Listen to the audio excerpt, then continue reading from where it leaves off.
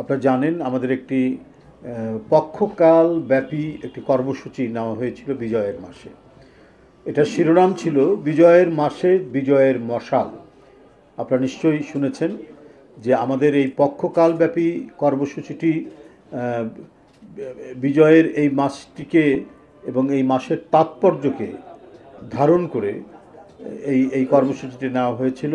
এই বিজয়ের মাসের সাথে শহীদ রাষ্ট্রপতি জিয়াউর রহমানের নাম ওতপ্রোতভাবে জড়িত, কারণ তিনি ছিলেন সেই যুদ্ধের এবং আমাদের স্বাধীনতার মহান ঘোষক এবং একটি সেক্টর কমান্ডার। সুতরাং জিয়াউর রহমান তাই ইতিহাসের অংশ। বন্ধুরা আমার, এই জাতির একটি শ্রেষ্ঠ অর্জন আমাদের বিজয়। সেই বিজয়ের স্মৃতিকে, সেই বিজয়কে তাৎপর্যমণ্ডিত মহিমামণ্ডিত করতে সবসময় জাতীয়তাবাদী দল তারা নানা কর্মসূচি নিয়েছিল, নানাভাবে, নানা মাত্রায়। এবারেও একটি ব্যতিক্রমধর্মী কর্মসূচি ছিল বিজয়ের মাসে বিজয়ের মশাল। পক্ষকালব্যাপী 16 ডিসেম্বর পর্যন্ত আমাদের এই কর্মসূচিটি পালিত হতো। কিন্তু আপনারা জানেন সেই মহান রাষ্ট্রনায়কের তার সহধর্মিণী দেশনেত্রী বেগম খালেদা জিয়া, যিনি রাজনীতির হাল ধরার পর থেকেই মানুষের কাছে যা অঙ্গীকার করেছেন সেটি বাস্তবায়ন করেছেন। সত্যের প্রতিনিধি, মানুষের কাছে অঙ্গীকার রক্ষার এক প্রতিনিধি, রাজনীতিকে কলুষমুক্ত করার এক অনন্য ব্যক্তিত্ব বেগম খালেদা জিয়া আজ এভারকেয়ার হাসপাতালে। তার এই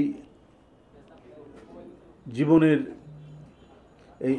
এই সংকটের কারণেই আমাদের এই কর্মসূচিটি বিজয়ের মাসে বিজয়ের মশাল এটি স্থগিত করা হয়েছে এবং এর বদলে আমাদের যে সারা দেশব্যাপী সাধারণ মানুষ যেভাবে দোয়া করছে এবং আমাদের বিভিন্ন ধরনের সংগঠন বা সমর্থক তারাও আশু সুস্থতার জন্য দোয়া করবেন যথাসময়ে এবং যখন হবে মানে উপযুক্ত মনে হবে ওনার আশার, সেটা তিনি করছেন। এবং মানে তার মায়ের জন্য, আমাদের চেয়ারপারসনের জন্য তিনি উদ্বেগ উৎকণ্ঠায় সময় কাটাচ্ছেন। আমি যতটুকু জানি প্রতি মুহূর্তে দায়িত্বরত চিকিৎসকদের সাথে তিনি সবসময় কথা বলছেন এবং তাকে বিদেশ নিয়ে যাওয়ার ব্যাপারে তার শারীরিক অবস্থা কখন কীভাবে হবে এই নিয়ে আমি বলবো যে উনি ঘুমানোর সময় পায় কিনা